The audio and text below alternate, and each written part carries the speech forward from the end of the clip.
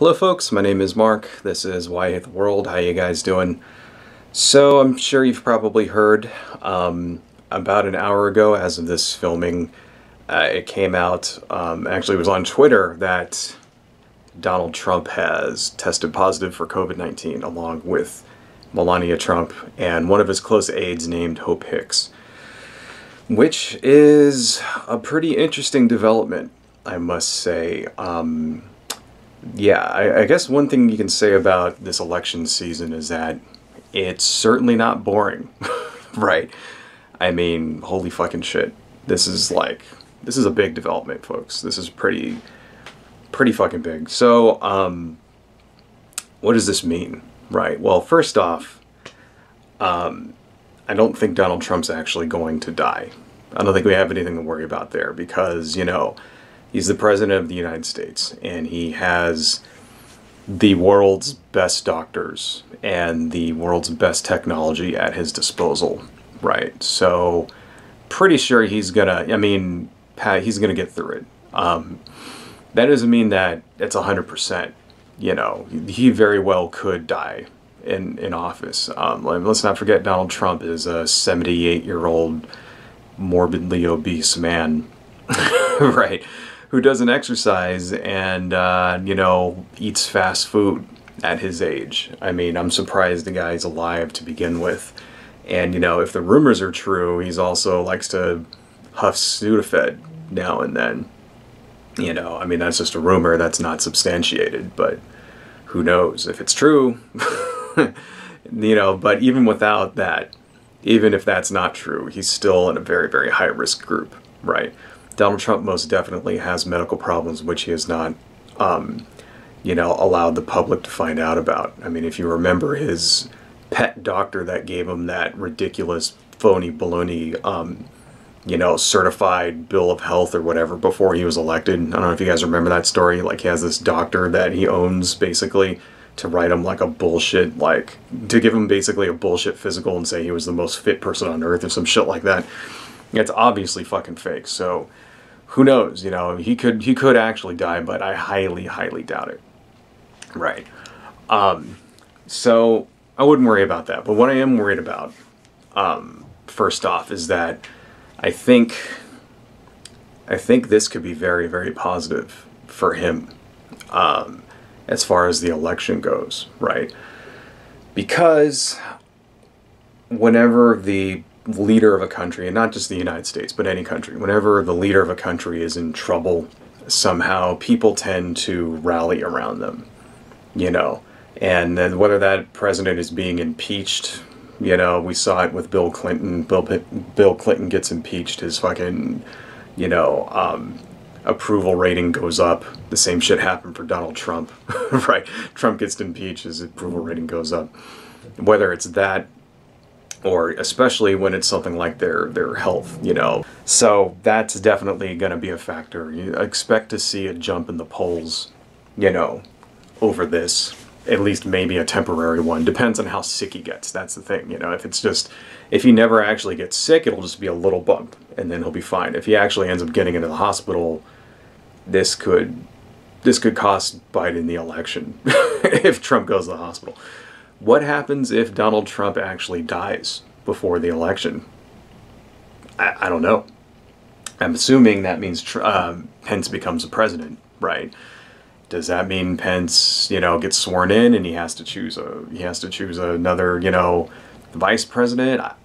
I don't know. I don't know if there's actually ever been an instance of that, of a president dying before they're sworn into office. And what do we do in that case? I'm sure there's probably a clause there in the, you know, Constitution that explains it, right? One thing I think we are going to see, though, regardless, is we will see, you know, a bit of the sympathy vote going to Trump now, whether he lives or dies, right? And people, you know, I think on the left, one thing that we should do is just make sure people don't forget what a horrible, horrible leader and, in fact, horrible human being Donald Trump is, because all of that is going to be glossed over. You know, we've had pretty much with this guy daily scandals, you know. scandals every single day. Shit that would tank any other president in the history of our country, you know, happens every day to this guy. I mean, everything from, you know, his very first day in office where he lies about his crowd size, to his Muslim ban, to the child separation policy, right? The trans ban, the repeated just, you know, war on blue states, right? Over and over and over. His refusal to disavow white supremacists, not just at the debate the other day, but, you know, back in 2017 with the Unite the Right rally, you know, the Very Fine People thing, cheating on a porn star when his wife was pregnant, right? And then getting his lawyer to use a campaign, you know, to pay it off, which essentially amounts to an illegal campaign contribution that puts, you know, Michael Cohen in prison for that. You know, one official after another quitting, saying that the guy's an idiot, right? That he's like a danger to the country. Betraying the Kurds. I don't know if you guys remember that one, right? I mean, that was a pretty big fucking, I don't know, just so much shit. You know, his taxes that just got dumped the other day, showing that he's essentially ripped off the country for 15 years straight. You know, he paid $750 in taxes fucking last year. It's ridiculous. All of that shit, it's all going to get glossed over. They're going to forget about all of it because dear leader is sick. And, you know, I think that'll be our job, is to make sure people don't forget about all that. You know, let's not forget that it was Donald Trump that, you know, his incredibly bad leadership, which has led to the death of 208,000 other people, you know. Because here's the thing about the right wing, you know, all of the Trump people, the anti-maskers, you know, all of those fucking people out there now, they're suddenly gonna, you know, have tons of sympathy for him, but none of them gave a shit about the other 208,000 people who have died from this, right? Because that's the thing with conservatives, is that they don't understand things until it happens to them. They don't have, you know, conservatives have very little empathy for anybody but themselves. So now that it happened to one of them, maybe that'll be a positive thing. Maybe now they'll finally get it through their heads, you know, that this shit is serious, and wear the goddamn mask. Maybe they'll finally understand that, you know, that viruses don't care about your politics, and it can happen to anybody, because that's what you're seeing out there now. I mean, I know I'm not the only one walking around seeing people without wearing masks, right? I mean, and I live in like liberal California. I mean, what's it like in fucking Arizona or Texas or Georgia, you know, or Florida? Right now in Florida, they just completely removed all of the COVID-19 restrictions whatsoever. All the restaurants are open, right? Bars are open, concerts, all of that, big gatherings of everything, churches everywhere, malls, right? We can't even imagine how much it's going to spike up in Florida. How many people are going to die because of that decision? Why did they make that decision, right? Because of Donald Trump's incredibly bad leadership, right? That's why. Because, you know, it's like Republicans taking the lead of their president, who tells them that it's all a hoax and that it's going to go away when it gets warm, and, you know, don't wear a mask. In the debate 2 days ago, he made fun of Joe Biden for wearing a mask.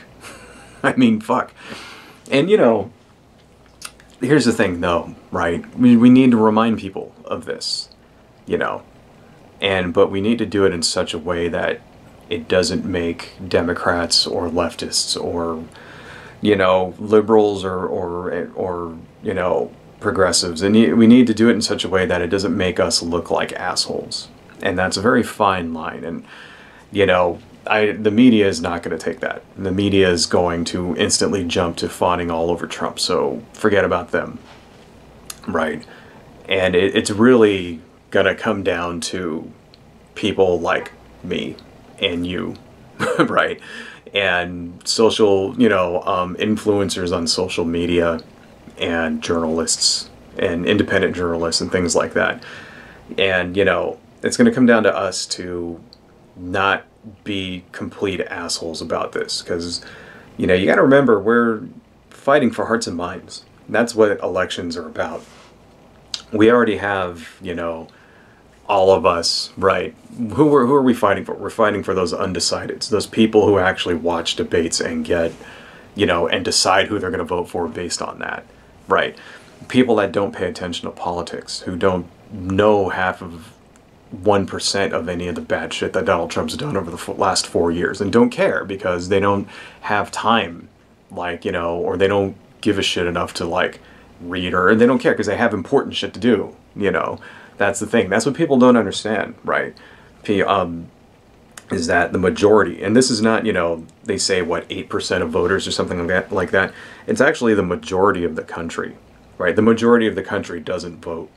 Okay, the majority of the country only pays attention to politics when they have time to, because they're too important, you know, they're too busy doing important shit like working and putting food on the table and making sure that their kids have medicine and shit like that in order to pay attention to politics. And so they only pay attention to politics when they have the time or when very important shit is on the line, right? And those are the people that, you know, swing elections. Those are the people that we gotta, you know, that we have to, like, basically get on our side. And you're gonna push them away by coming off as like an asshole taunting Donald Trump as much as you might want to. Because that was my first reaction. My first reaction was, I'm gonna go make a video and I'm gonna laugh really fucking loud. That's what I said. And I was like, no, that's a bad decision. That's bad. You shouldn't do that. You shouldn't come off, you know. Here's the thing, like, the people on the left get criticized for not being bullies sometimes. They get criticized for taking the high road, and, you know, and I've even said that myself, right? This is one of those times where we should take the high road and come off as the better person, right? Now, that doesn't mean that you can't, you know, do a little bit of I told you so, because if there's anybody that needs to hear that, it's Trump loyalists and MAGA people. We fucking told you so. And that's, you know, sorry, but we did, you know, all those times, all those people who made those memes saying that it was a Chinese hoax and, you know, wearing the mask is like making you look weak and all this other shit, and it's like wearing masks are, you know, is akin to slavery and all that, you know, this is what fucking happens, right? And I think ultimately that could be a good thing, you know, this is why this could be a good thing just for the country in general, right? Is those people now will take it seriously. Those people, when they see this guy that, you know, because basically Donald Trump is like the leader of their cult, right? And whenever you see the cult leader get affected by something, then you take it seriously, right? And then they'll understand it's like, oh, it could happen to me now, right? If the president of the United States, who they have all this faith in, can catch this disease, that means that anybody can catch it, including myself. And that's what, maybe now they'll start fucking wearing masks now, right? Maybe now they'll start socially distancing. Maybe now they'll understand, like, oh, healthcare is something that everybody should have, right? You know, so ultimately it could be positive for the country in that respect. It could be very negative for the country because it might lead to a second Trump term. So I hope not. I really hope not. I mean, I don't want the guy to die, right? Because that's fucked up. And he is the president, right? And, you know, that's fucking, yeah, you don't want that to happen, right? I don't want him to win the election either. I'm sorry. And, you know, if he came down with fucking AIDS and cancer tomorrow at the same time, I'd still want him to lose the election. Let's just keep that in mind, okay? Like, as far as, like, you know, the practical, you know, effect of what this man's second term will do to the country, this means jack shit. And if anybody out there thinks that Donald Trump is going to learn his lesson because he was exposed to this, you're out of your mind. He's not going to learn a goddamn thing. If he gets out of the hospital and, you know, was fine, you know what he's going to do? He's going to have a rally and he's going to say, I beat coronavirus. That's what he's going to do, right? And it's just going to, you know, embolden him and his followers to, like, not follow pandemic protocols even more. Right? So just keep that in mind too. And hey, if that happens, I don't even know. So who knows what's going to happen now? You know, I think this could be, I don't know. I mean, because I was just looking today at the polls and stuff, and Joe Biden was ahead everywhere. He's got like a almost, 7-point national lead, and he's ahead in every single swing state. And, the first polls that came out after the debates basically showed Trump fucking crashed and burned because, he came off like a crackhead. That was one of the Republican pollsters, went out and found that people were describing him as, they were using the word crackhead to describe Donald Trump's debate performance, right? Which was ridiculous. And, all of that shit. And it looked like, it's like, oh, we fucking had Trump on the ropes, and then now this shit happens. And it's like, so who even knows? Who even knows what the fuck's gonna happen now? I guess, like I said at the beginning, if anything, this 2020 has not been boring, I guess, is one thing to take away. So we're living through history, folks. Please, if you haven't already, go out and vote. The country needs you, and now more than ever. I think that's all I got. Adios.